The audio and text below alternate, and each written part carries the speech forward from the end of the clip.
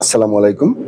সরকারি মাধ্যমিক বিদ্যালয়ের সকল শিক্ষকবৃন্দ, আজকে যদিও অধিদপ্তর নিয়ে কথা বলার কথা ছিল, কিন্তু অধিদপ্তর না নিয়ে দ্বিতীয় শ্রেণী গ্যাজেটের অবশিষ্ট অংশটুকু আমার খুবই জরুরি। এই জন্য বিশেষ করে নতুন প্রজন্মের যে শিক্ষক যারা অতীত ইতিহাস জানেন না, তাদের এই ইতিহাসগুলি জানা দরকার। এই জন্য যে আগামীতে মাধ্যমিক শিক্ষার যদি পরিবর্তন করতে হয়, মাধ্যমিক শিক্ষার যদি উন্নয়ন করতে হয়, শিক্ষকদের সমস্যার যদি সমাধান করতে হয়, একমাত্র সম্ভব নতুন প্রজন্মের শিক্ষকদের মাধ্যমে সমিতি গঠন করতে হবে। যাই হোক, যেটা বলতেছিলাম যে দ্বিতীয় শ্রেণী গ্যাজেটেড এর ফাইলটা শুরু করেছিলেন 1991 সালে রেহেনা গং সমিতি। তারা ফাইল প্রসেস করলো দ্বিতীয় শ্রেণী গ্যাজেটের। অথচ তারা বিভিন্ন অঞ্চলে মিটিং এ যে শিক্ষকদের বলতো তারা প্রথম শ্রেণী গ্যাজেটেড চান। পরবর্তীতে আমরা মন্ত্রণালয়ে খোঁজ নিয়ে যখন দেখলাম যে ফাইলের মধ্যে কোথাও প্রথম শ্রেণীর কথাটা উল্লেখ নেই, উল্লেখ আছে দ্বিতীয় শ্রেণী গ্যাজেটেড। তখন থেকে রেহেনা গ্রুপদের সাথে আমার চরম দ্বন্দ্ব শুরু হয় এবং সেখান থেকে পরবর্তীতে বেরিয়ে এসে আমি সহকারী শিক্ষক সমিতি করি। যে কথাটা বলতেছিলাম, সর্বশেষ ইনসান গংরা যখন দেখলো যে সহকারী শিক্ষক সমিতি প্রথম শ্রেণী গ্যাজেটের জন্য হাইকোর্টে রিট করে প্রথম শ্রেণী আদায়ের একদম ধারপ্রান্তে পৌঁছে গিয়েছি, তখন ওনারা যাতে সহকারী শিক্ষক সমিতির নেতৃত্বে প্রথম শ্রেণী না হয়, এই জন্য সারা দেশে শিক্ষকদের বললেন যে প্রধানমন্ত্রীর মাধ্যমে ঘোষণা দিয়ে আমরা প্রথম শ্রেণী এনে দেব, ওনাকে কেস থেকে সরে আসতে বলেন। শিক্ষকদের প্রচন্ড চাপের মুখে আমি শেষ পর্যন্ত কেস থেকে সরে আসতে বাধ্য হই।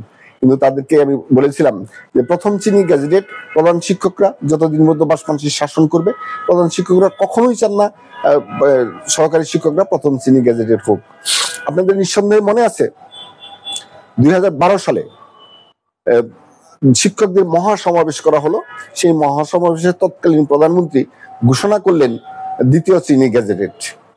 ওই সময় সারা বাংলাদেশ থেকে যত শিক্ষক আসছিলেন তার মধ্যে মাত্র 25% শিক্ষক দ্বিতীয় শ্রেণী গ্যাজেটেড ঘোষণা করার পরে জয় বাংলা স্লোগান দিয়েছিলেন, আর 75% শিক্ষকদের মন খুব হতাশাগ্রস্ত ছিল। কিন্তু এটাও বড় ব্যাপার না, তারা যে আগেই জানতো যে দ্বিতীয় শ্রেণী গ্যাজেটের কাজ শেষ করা হয়েছে, কিন্তু তারপরেও তারা এটা গোপন রেখে প্রথম শ্রেণীর কথা বলেছিলেন। দ্বিতীয় শ্রেণীর কাজটা যে আগেই শেষ করেছিলেন সেটা প্রমাণ করার জন্য আজকের আমার এই ভিডিওটা। একটু ভালো করে লক্ষ্য করুন, প্রধানমন্ত্রী যদি কোনো কিছু ঘোষণা করেন তাহলে সেই ঘোষণার বাস্তবায়ন বা সেই ব্যাপারে কোনো প্রজ্ঞাপন জারি হইতে কমপক্ষে 3 মাস থেকে 6 মাস সময় লাগার কথা, এবং এটাই স্বাভাবিক।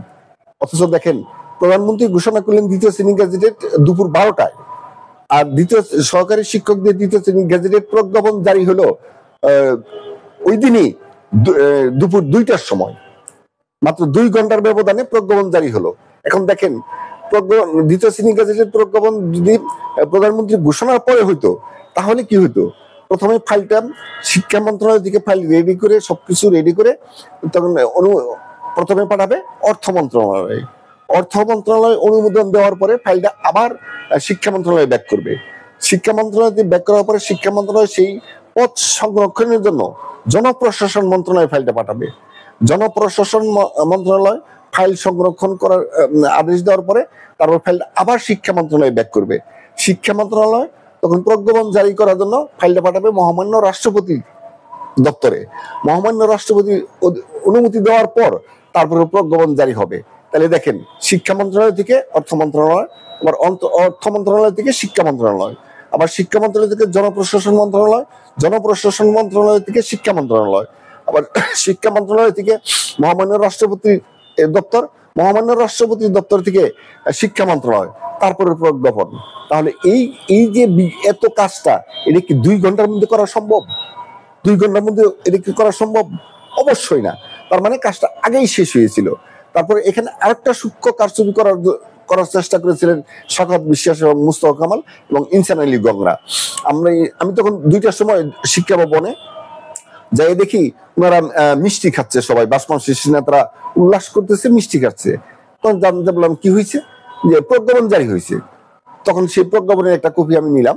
প্রজ্ঞাপনের কপির মধ্যে দেখি লেখা যে সরকারি মাধ্যমিক বিদ্যালয়ে কর্মরত শিক্ষক সকল শিক্ষকদের দ্বিতীয় শ্রেণী গ্যাজেট ঘোষণা করা হলো। আর কর্মরত শিক্ষকদের 50% পদ 8 বছর পর প্রথম শ্রেণী গ্যাজেটেড ঘোষণা করা হবে, প্রথম শ্রেণী গ্যাজেটেড হবে, তখন আমি স্বাগত বিশ্বাসের সাথে মোটামুটি ভাবে অনেক তর্ক বিতর্ক হয় কর্মরত শব্দটি নিয়ে। আমি বললাম স্যার এখানে কর্মরত শব্দ তো এখনই, যখন এই ফাইলটা শুরু হয়েছিল তখন শিক্ষক সংখ্যা ছিল 7,500, সেখানে তার 50% প্রথম শ্রেণী, আর 2012 সালে শিক্ষক সংখ্যা প্রায় 12,000। তখনও শিক্ষকের পদ শূন্য ছিল প্রায় 2,000। যদি কর্মরত কথাটা ব্যবহার করা হয় তাহলে কর্মরত শিক্ষকদের 50% হবে, আর যদি মোট শব্দটা হয় যে মোট শিক্ষকদের মোট পদের 50% প্রথম শ্রেণী গ্যাজেটেড হবে। যখন এটা নিয়ে অনেক কথাবার্তা হওয়ার পরে ওনারা যখন হেরে যান তখন তারা হুড়া করে স্বাগত বিশ্বাস এবং ইনসান আলী গং, মনোয়ার ইকবালরা দৌড়ে আবার শিক্ষা মন্ত্রণালয়ে গিয়ে সেই প্রজ্ঞাপনটা আবার সংশোধন করে যে কর্মরত বাদ দেয় মোট পদের 50%, 8 বছর পরে 50% পদ প্রথম শ্রেণী হবে। মানে এখানেও একটা তারা ষড়যন্ত্র করতেছিল। তাই নতুন প্রজন্মের শিক্ষকদের বলবো আপনারা ইতিহাস জানুন, আর আগামীতে কোনো অবস্থাতেই সেই পতিত বাসমাশিস, প্রধান শিক্ষক নিয়ন্ত্রিত বাসমাশিস দ্বারা মাধ্যমিকের এবং মাধ্যমিক শিক্ষকদের কোন ভাগ্যের পরিবর্তন করা সম্ভব না। মাধ্যমিকের ভাগ্যের পরিবর্তন করতে গেলে নতুন প্রজন্মের শিক্ষকদেরকে নেতৃত্বে আসতে হবে এবং তাদের নেতৃত্বের সুযোগ করে দিতে হবে। পরবর্তীতে অন্য কোনো বিষয় নিয়ে আবার আপনাদের সামনে হাজির হব। আসসালামু আলাইকুম।